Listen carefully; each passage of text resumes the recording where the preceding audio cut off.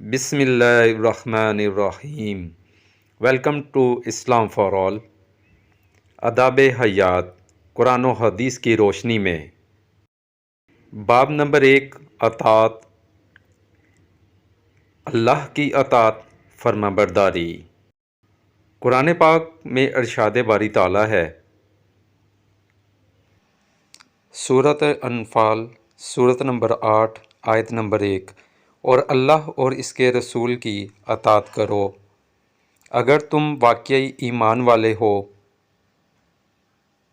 حضرت عبادہ بن صامت رضی اللہ عنہ سے مروی ہے کہ ہم نے رسول اللہ صلی اللہ علیہ وآلہ وسلم کی بیعت کی کہ ہم ہر آسانی و تنگی، خوشی اور ناخوشی میں آپ کی بات سنیں گے اور اطاعت کریں گے۔ ایک اور دوسری حدیث میں ہے، ہم نے رسول اللہ صلی اللہ علیہ وآلہ وسلم سے آپ کی بات سننے اور اطاعت کرنے کی بیعت کی، خوشی اور ناخوشی دونوں حالتوں میں۔ سورۃ المائدہ، سورۃ نمبر 5، آیت نمبر 92، اور اللہ کی اطاعت کرو اور رسول کی اطاعت کرو اور نافرمانی سے بچتے رہو۔ حضرت عبداللہ بن عمرو بن عاص رضی اللہ عنہ کو بیان کرتے ہوئے سنا، انہوں نے رسول اللہ صلی اللہ علیہ وآلہ وسلم کو فرماتے ہوئے سنا، بنی آدم کے سارے دل ایک دل کی صورت میں اللہ تعالیٰ کی انگلیوں میں سے 2 انگلیوں کے درمیان ہیں۔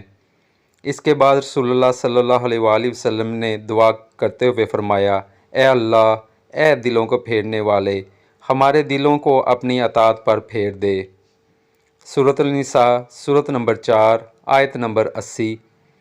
جس نے رسول صلی اللہ علیہ وآلہ وسلم کی اطاعت کی، اس نے دراصل اللہ کی اطاعت کی۔ آپ صلی اللہ علیہ وآلہ وسلم نے فرمایا، جس نے میری اطاعت کی اس نے اللہ کی اطاعت کی، اور جس نے میری نافرمانی کی اس نے اللہ کی نافرمانی کی۔ سورۃ النساء، سورۃ نمبر 4، آیت نمبر 59۔ اے ایمان والو، اللہ کی اطاعت کرو اور اللہ کے رسول کی اطاعت کرو، اور تم میں سے جو لوگ صاحب اختیار ہو ان کی بھی اطاعت کرو۔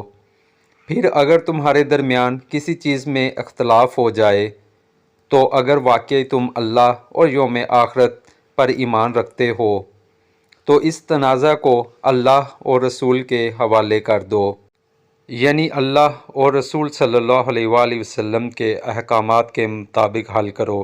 یہ طریقہ بہترین ہے اور اس کا انجام بھی سب سے بہتر ہے۔